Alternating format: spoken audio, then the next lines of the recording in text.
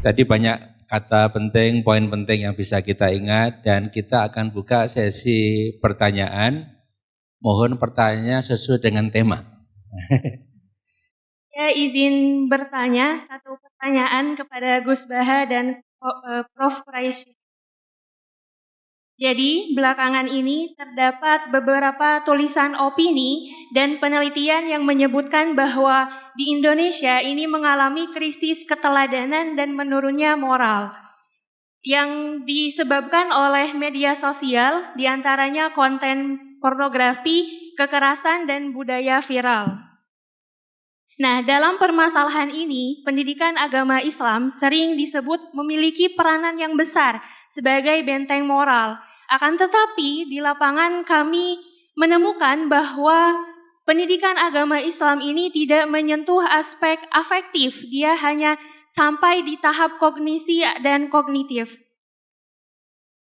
Menurut Gus Baha dan Prof. Quraisy Shihab, bagaimana seharusnya tafsir Al-Quran dan kajian hadis diajarkan kepada kami sebagai Gen Z sehingga tidak hanya menjadi hafalan, akan tetapi mampu menjadi role model dan benar-benar bisa membentuk karakter Islami dalam diri kami. Seperti itu pertanyaannya. Terima kasih. Wassalamualaikum warahmatullahi wabarakatuh. Waalaikumsalam warahmatullahi wabarakatuh. Baik, terima kasih. Selanjutnya yang nomor 2. Perkenalkan, saya Vini Pratama, pengajar di Teknik Mesin Universitas Islam Indonesia. Jadi berkaitan dengan hati dan akal. Jadi kan kalau di teknik mesin itu sepertinya yang kami pelajari itu tidak berkaitan dengan hati ya. Karena yang kami pelajari tentang mesin gitu kan. Sehingga yang saya tanyakan itu, kalau kita lihat di Al-Quran itu kan hati itu diterjemahkan sebagai qalb kan. Cuma yang saya tanyakan, qulubu yaqilun kan, hati itu hati yang berakal ya, atau hati tapi sedang berakal gitu kan. Nah, saya jadi bingung bagaimana kita memahaminya ya. Jadi hati itu ternyata menggunakan akal ya. Mungkin itu pertanyaannya, seperti apa kita bisa memahaminya ya. Billahi taufiq wal hidayah. Assalamualaikum warahmatullahi wabarakatuh. Waalaikumsalam warahmatullahi wabarakatuh. Baik, ada 2 pertanyaan Prof. Quraisy dan Gus Baha. Yang pertama terkait dengan bagaimana mengajarkan Al-Quran dan hadis kepada Gen Z, anak muda, supaya moralnya, akhlaknya ini tertata. Kemudian yang kedua terkait dengan qalb. Tapi kenapa kok afala yaqilun, kira-kira gitu ya. Oke, baik. Silakan. Bismillahirrahmanirrahim. Ini tadi Pak Rektor lupa namanya. Karena depannya ada istrinya, kalau ingat nama jenengan masalah.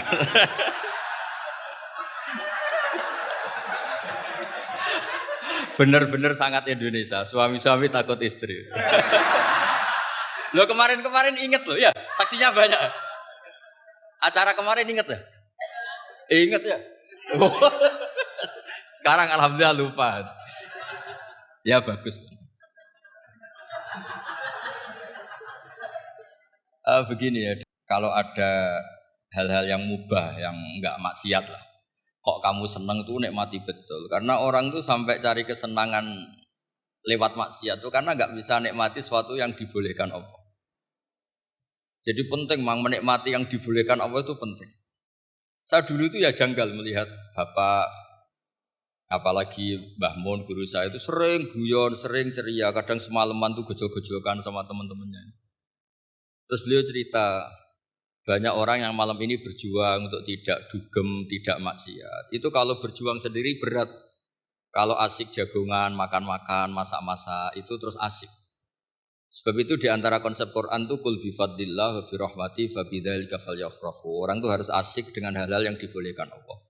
Itu sebabnya saya menyaksikan sendiri guru-guru saya, bapak saya, Abi Quraisy, semuanya orang-orang yang ceria. Karena bisa ceria dengan hal yang enggak maksiat itu luar biasa, apresiasi Allah Ta'ala itu luar biasa.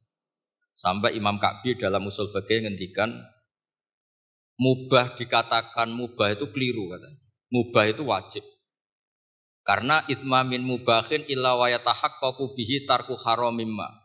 Fayal zamu minas sukun tarkul qatli wa minas sukut tarkul qadaf. Mubah sesuatu yang boleh hakikatnya adalah wajib. Karena ketika kita melakukan mubah artinya meninggalkan keharaman. Sementara meninggal haram itu adalah wajib. Jadi Mbak ini bisa nikmati cengkrama sama teman-teman, pak-pak, terus beberapa mas-mas mahasiswa itu gak perlu nikmat nunggu lihat pornografi, lihat maksiat. Sehingga Anda tidak berkebutuhan pada hal yang dibenci Allah. Itu luar biasa. Itu hebatnya Nabi ngendikan wa qurratu aini fi sholat. Saya kalau sudah sholat tuh nyaman asik. Dulu itu banyak orang yang janggal sama saya. Saya itu sering belajar, sampai sekarang belajar. Itu dulu ya istri saya itu rival beratnya itu katanya kitab saya. Tapi alhamdulillah gak dibakar. Dulu Imam Sibawa itu kitabnya dibakar karena belajar terus istrinya gak diurusin. Dia pergi ke toko, pulang kitabnya dibakar semua karena istrinya cemburu. Dikira disayang malah dicerai. Jadi menikmati hal yang boleh itu bagian dari keinginan syariat. Makanya saya sering cerita riwayat meskipun enggak sohe-sohe banget tapi digunakan ulama. Inna min khiyari ummati qauman yattaquna jahran min saati rahmatillah. Di antara umatku yang baik adalah selalu tertawa karena nikmati luasnya rahmat Allah. Saya dulu ya janggal melihat bapak itu. Kalau ada orang miskin, rokok satu, ngutang lagi, ngopi, nyatet lagi, ngutang lagi. Tapi meletenya minta ampun dulu. Bapak tuh senengnya bukan main sama orang itu. Saya tanya kenapa seneng? Itu sekali gak nikmati hidupnya, gugat Tuhan itu. Iri sama Pak Rektor, sama Menteri, repot itu. Biar dia bangga dengan dirinya sendiri. Semoga itu cara dia tetap mengakui Tuhan sebagai Tuhan. Karena orang-orang miskin kalau digugat itu wah ngeri itu. Itu kan, ya coba misalnya nyon orang kalau susah itu kan ngomongnya sekenanya.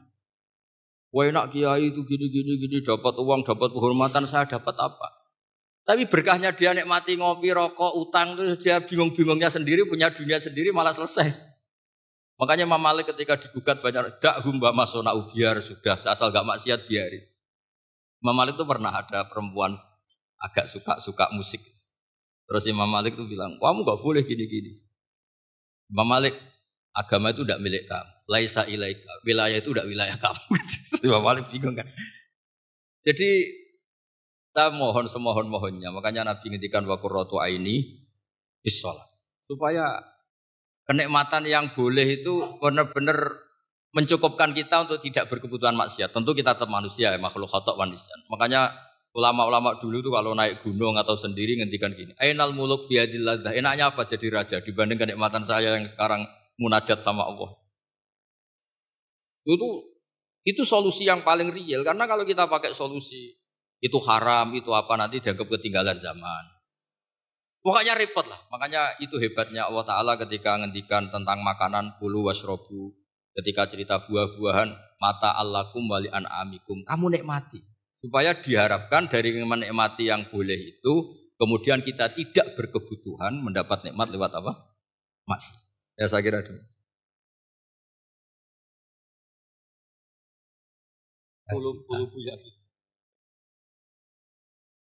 Baik. Hati.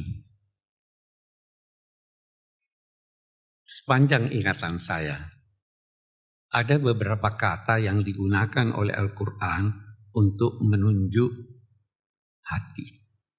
Bisa qalb, bisa fuad, bisa mafis sudur. Itu beda-beda maknanya. Ja'ala lakum sam'a wal absara wal af'idah. Allah menganugerahkan kepadamu mata, sam'a telinga. Dia sebut telinga dulu karena telinga yang pertama berfungsi. Baru mata. Telinga tunggal. Karena apa yang Anda dengar, yang di sana, di sini sama. Jadi tunggal. Absar, pandangan berbeda-beda. Yang dari sana melihat sini lain, dari sana melihat sini lain. Baru al-af'idah. Af'idah juga berbentuk jamak. Apa itu af'idah? Kita sebelum sampai sana, ja'ala lakumus sam'a wal absara wal af'idah. Akhrajakum min butuni ummahatikum la ta'lamuna syai'a. Kamu dilahirkan tidak tahu apa-apa. Maka dia berikan kamu telinga supaya tahu, diberikan kamu mata supaya tahu, dan diberikan kamu hati. Nah, ini yang berfungsi mengetahui. Yang di dalam dada ini itu ada 3 dari segi isinya. Saya mengetahui 2 di antaranya. Yang 1 saya sudah lupa. Walaupun tadinya saya tahu. Saya beri contoh. Kalau ada yang bertanya pada saya, Bapak punya anak berapa? Saya tidak malu berkata anak saya 5. Istri berapa? 1. Insya Allah sampai akhir zaman 1. Ya, ya kan? Itu ada di dalam hati saya. Dan saya tahu itu, dan saya tidak malu untuk menyampaikan. Yang kedua, ada di dalam hati saya tahu, tapi saya tidak mau Anda tahu. Ada enggak itu? Nah, itu di dalam dada. Ada lagi di dalam dada. Saya tanya, pernah ingat waktu lahir? Sekian banyak hal yang kita tidak tahu lagi, yang kita pernah alami, tapi kita sudah lupa, tapi itu masih ada di dalam hati. Nah, ini dalam konteks bertanggung jawab di hari kemudian. Itu kalau kita katakan qalb. Qalb itu dari asal kata yang berarti berbolak-balik. Tidak konsisten. Bisa begini, bisa begitu, tergantung dari kondisi dan pengalaman pendidikan dan sebagainya. Saya mau tanya, hati nurani itu pasti benar atau tidak?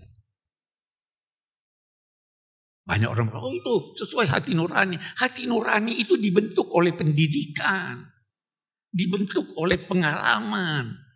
Itu hati nurani. Hati nurani kapitalis tidak lebih bersih atau lebih kotor dari hati nurani ini. Gitu. Hati nurani Socrates yang melecehkan perempuan dalam beberapa tulisannya tidak lebih busuk daripada yang melecehkan. Karena hati anak itu kalau kita panjang, kalau kita mau cerita, kecerdasan buatan itu tidak punya hati nurani, tidak punya kalbu, tidak merasa. Bagaimana kita mau berinteraksi dengan sesuatu, apalagi dalam konteks agama, dengan sesuatu yang tidak punya perasaan, tidak punya kecerdasan spiritual, ya kan? Tidak punya kecerdasan emosi. Ini. Tapi, nah ini problema kita sekarang. Semuanya mau kembalikan saja sini. Ada manusia yang kenal Anda, yang bisa memberi kepada Anda putusan sesuai kemaslahatan Anda. Oke, saya mau cerita, atau tidak usah terlalu panjang kalau saya cerita. Terima kasih.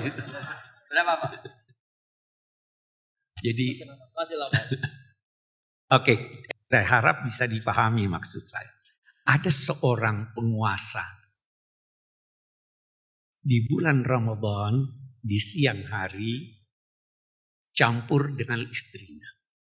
Dia datang pada Pak Kiai. Pak Kiai, saya begini, apa jalan keluarnya? Pak Kiai bilang, kamu harus puasa 2 bulan berturut-turut. Kenapa begitu Pak Kiai? Dia bacakan ayat. Dia bilang, ini kan Tuhan juga berkata boleh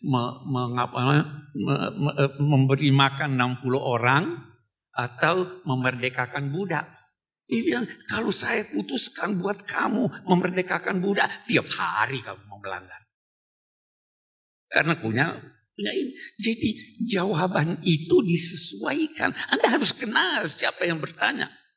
Kalau ada yang bertanya pada Anda, 2 orang bertanya pada Anda, saya boleh berenang di laut? Kamu tidak boleh. Kamu boleh. Kenapa dibedakan? Kamu pandai berenang, ini tidak pandai berenang. Itu kecerdasan buatan bisa tahu itu. Tidak bisa. Ada yang kita bisa gunakan dalam batas-batas tertentu, ada yang memang tidak bisa. Jangan semuanya lantas. Anda tidak ngerti apa-apa, buka itu bisa begini. Enggak. Saya kira itu ya. Baik. Terima kasih Gus Ba dan Pak Gores.